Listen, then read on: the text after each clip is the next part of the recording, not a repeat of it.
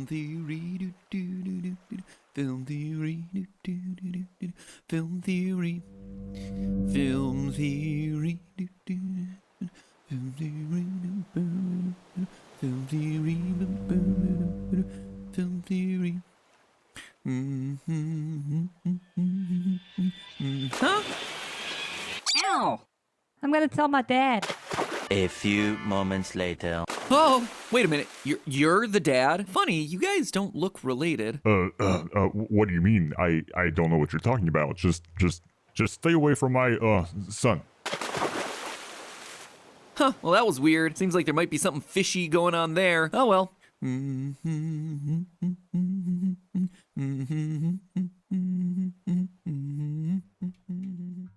Hello, Internet! Welcome to Film Theory! You're welcome. That song is now stuck in your head for a week. If you want to understand what it's like to be a parent, it's having songs like this on repeat for hours at a time, over and over again. And of them all, none can top Baby Shark. It is undeniably the most popular song in the world, being YouTube's most viewed video of all time by a massive margin. 9.2 billion views. Billion. Despacito? That's in a distant second with a mere 7.5 billion. The 2016 music video for this song by Pinkfong went absolutely viral, and it has crushed view algorithms ever since, which is all kind of funny since the song Baby Shark is actually in the public domain. No joke, its origins date back to the early 20th century as a campfire song used by camp counselors, and the music rights technically aren't owned by anyone. So, sorry guys, Film Theory is now rebranding itself as Baby Shark Theory, where we're just gonna start churning out dozens of versions of the song to the tune of millions of views. Hey, I gotta catch up to Pinkfong's 51 million subscribers somehow. Speaking of, if you could just, take a big old bite out of that subscribe button to help me swim in their wake a little bit, that'd be incredible. I know our content isn't quite as quality as a bunch of rehashed kids songs, but if you like having your childhood shattered on a regular basis and having cool stories to tell to your friends, that subscribe is gonna be pretty darn useful, just saying. Anyway, what we're focusing on today isn't the song, but rather the music video made by Pinkfong. On the surface, it looks like any other music video aimed at young kids. Simple animations, bright colors, really overacting children. But if you bother to look closer, and let's face it, what else am I gonna do after contributing 700 million of those 9 billion views, start to notice something off about this family of sharks. I'm proposing today, dear theorists, that Daddy Shark and Mommy Shark are not Baby Shark's biological parents. The whole song is just one big lie. Baby Shark is adopted, or maybe even something more sinister is afoot. A fin? Anyway, don't you run away, because today's theory is gonna be a doozy. I'll start off by removing the obvious factor, the shark's colors. Every shark in the video is a different color, which helps kids distinguish between them. Daddy Shark is blue, Mommy Shark is pink, Baby is yellow, you get the idea. And in truth, there aren't many sharks in the wild that come in those colors. There is a blue shark, a lemon shark, and even a bronze shark that appears as orange, but I didn't manage to find any green or pink sharks like Grandpa and Mommy, therefore I'm not using it as a factor in my investigation. But even without the colors, you can immediately tell that something is off about the music video. Here's a picture of Daddy Shark, Mommy Shark, and Bobby Shark.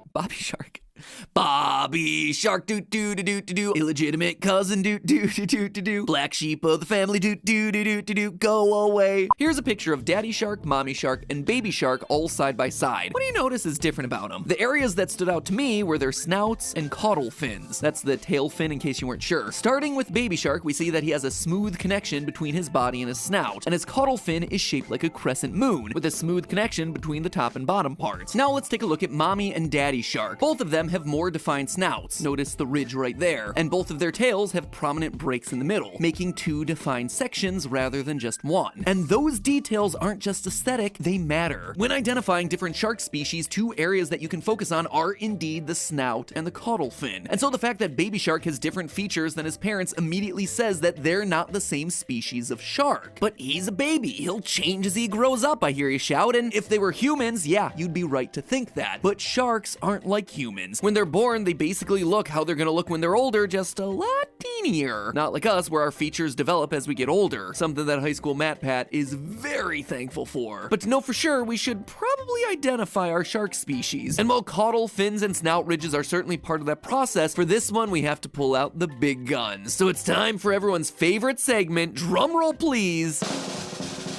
pixel measurements. Yep, today we're going old school, calculating the shark's actual size in order to prove what species they really are and to show definitively that they are not related. If you're unfamiliar with how pixel measurements work, we basically need to find something in the video that has a standardized set of dimensions. This then allows us to figure out the equivalent size for each pixel of the video, and from there use that information to calculate the size of the objects we really care about. In this case, the sharks. And with the baby shark video, finding a standardized unit of measure starts a bit tricky. It's a video underwater, so there's a lot of organic foliage and sea life, nothing really with a clear and consistent set of measurements. That is, until I realized what the Pinkfong mascot is wearing at the start of the video, a snorkel. And fun fact, snorkels have standardized sizes. According to the European standard EN 1972 from 2015, adult snorkels can only be a max of 380 millimeters, or 15 inches in length. For children, that number is smaller, only 350 millimeters or 13.8 inches, because they have smaller lung capacity. Considering the Pinkfong character is clearly small and childlike, I think it's pretty safe to assume that this is indeed a child snorkel set. So measuring the length of the snorkel, we get 367.88 pixels. And if we divide the real world length of 350 millimeters by this pixel measurement, we can see that each pixel is going to be 0.95 millimeters or roughly 0.04 inches. We can then apply that measurement on Baby Shark, since we see both the snorkel and shark in the same frame. In that screenshot, Baby Shark measures in at 1,252 pixels. Multiply that by the length of the pixel, and we wind up with a shark that measures in at 118.94 centimeters, or roughly 3 feet 11 inches. Now that is one big baby. There's only one kind of shark that would give birth to a baby of that size, and that is the longfin mako shark. Their babies on average tend to be between 100 and 120 centimeters, or 3.5 feet, exactly what we just calculated. Every other shark is either born way smaller or way bigger. A great white, for example, is born at around 1.5 meters or 5 feet in length. Ginormous. And that's not all. The longfin mako shark also happens to have a smooth connection from body to snout, as well as a less defined caudal fin, exactly like we see with Baby Shark's design. So already we're starting to see some real results of our analysis, but now it's time for the rest of the family. In this screenshot from the video, we see all the sharks together, and now that we have Baby Shark's length, we can use him as our new ruler to do a whole new set of calculations. You all understand how it works at this point, so no need to dive into the numbers. Fast forwarding to our results, Mommy Shark measures in at 195 centimeters, or 6 feet 4.5 inches, and Daddy Shark is just a wee bit smaller at 183 centimeters, or just shy of 6 foot. So what does that tell us? Well, for both Mommy and Daddy Shark to actually be a mommy and a daddy, they need to have reached sexual maturity. Longfin makos like Baby Shark reach sexual maturity at just under 8 foot long. And yes, most resources seem to measure shark maturity in size rather than age. I know, it's a little bit weird, but I guess in the world of sharks, size really does matter. So with Mommy and Daddy measuring in under those marks and considering the caudal fin and snout differences, it just doesn't make sense for them to be makos. So if they're not makos, what species of shark are they? I believe they're bull sharks. Notice the more defined snout, the sharp indent in their caudal fin. They're a perfect match, and so are the sizes. Did you notice how Mommy Shark is bigger than Daddy Shark? Totally normal in the shark world, including with bull sharks, which honestly means that the song is actually sung out of order. Biggest jaws should be coming from Mommy Shark. But anyway, back on track, the sizes also work out for bull shark maturity. Male bull sharks reach maturity between 1.5 and 2.3 meters, or 5 to 7.4 feet, while female bull sharks reach maturity between 1.8 and 2.3 meters, or 6 to 7.5 feet. Exactly the ranges that we just calculated for Mom and Dad. So there you have it, theorists. Mommy and Daddy Shark are bull sharks, and Baby Shark is a longfin mako.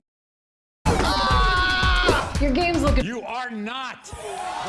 And not only does the science hold up, but it's totally plausible that these two species of sharks would cross paths, considering that the longfin mako and bull shark share territories, living in tropical climates near the equator. Case closed, friends. Theory confirmed. Baby Shark does indeed belong to a different family. But why then? Why would Baby Shark be living with a different family than his birth parents? Could it be that Mommy and Daddy Shark killed Baby Shark's real parents and adopted him as their own? It's unlikely. Sharks don't raise their young young. Male sharks peace out after mating, and the female sharks disappear almost immediately after giving birth, which would leave baby shark alone to fend for himself almost immediately. Sharks don't really do the whole family thing, which explains why baby shark would be alone, but not so much why he's in an actual family unit with other sharks. The fact that you have this troop of sharks, grandma and grandpa included, swimming around together is definitely weird. So then why then would they do this? Well, let's look again at their sizes. The largest one, mommy shark, is just over 6 foot. Certainly big, but not huge. Now, we normally think of sharks as these apex predators, meaning that they're at the top of the food chain. And yes, they do tend to be, but there are still animals who will attack and feed on them. Other sharks, like great whites and tiger sharks, and even killer whales, are more than double the size of our baby shark family and have been known to feed on smaller sharks if those runts trespass into their feeding grounds. In other words, what I'm trying to get at here is, what if the baby shark family was all about survival? They say there's safety in numbers after all, and this behavior isn't unheard of among sharks. One report I found spoke of a school of 7-gill sharks working together to hunt large fur seals, and another spoke about how a group of bull sharks teamed up to muscle down a tiger shark that was in their feeding area. Black-nosed sharks are also known to form groups. There unfortunately weren't any reports that I could find about sharks forming groups with other species of shark, but if they do it to take on larger sharks and for hunting, it's not unreasonable to believe that it could be possible. In other words, what if the baby shark family, this family of comparative runts in the shark world, formed a family unit so they could defend against predators, take down bigger prey, and maybe even overpower larger individual sharks? I mean, clearly it's worked. Both grandpa and grandma have reached a ripe old age. Mommy and daddy have reached maturity, and they've even managed to help out a new baby shark left all alone. Maybe that is the real message of the baby shark song. It's not about the dance moves or the catchy tune or the child actors overacting and horrendously mismatching their lip syncs. It's that actually family isn't about who you're biologically related to. It's about the family you choose to have and the importance of staying together despite the odds. It's about being stronger together than you are apart. That the sum is greater than any individual parts, and that through it all, family persists. I don't have friends. I got family. At least until Baby Shark grows up and eats everyone. You see, there's a problem with this family unit, and the problem is Baby Shark himself. As we established earlier, Baby Shark is most likely a longfin mako, so right now, he's a small 4-foot shark, 1 foot smaller than the grandparents and nearly 2 foot smaller than mommy and daddy. But it's not gonna stay that way for long. Sharks, as a species, never stop growing. All the way up until the day they die, they are growing and growing. But not all sharks grow at the same rate. By the time Baby Shark is 7, he'll have reached maturity, landing at about 245 centimeters or 8 foot in length. Mommy and daddy at this point will be close to their fully grown size, just slightly above that. But Baby Shark will keep growing into his adulthood. A longfin mako can get up to nearly 14 foot long, 417 centimeters, much